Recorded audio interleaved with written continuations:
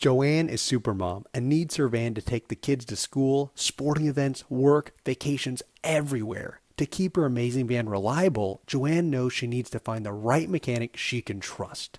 At the first shop she visited and explained the problem to, the mechanic said you need a Husma to circulate the hemoglobin and then fill it up with liquid gold, because if you don't, you'll run to a building full of puppies. Don't you like puppies? Well, then save the puppies and pay thousands to fix your van. Joanne politely says, I think I'm going to get a second opinion.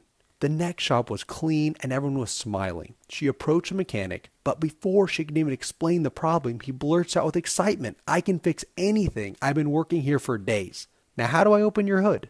Joanne likes the enthusiasm, but really needs someone experienced. She politely says, I just want to check out all my options first. She visited a third shop and was pleasantly surprised. The owner said, if you need brakes or preventative maintenance work, that's all we'll do. Nothing more, nothing less. And we'll make sure you fully understand why your van needs any repairs we suggest before we do them. Joanne remembers how great their online reviews were. It's an easy decision. She schedules a service and is confident she found the right shop for her van.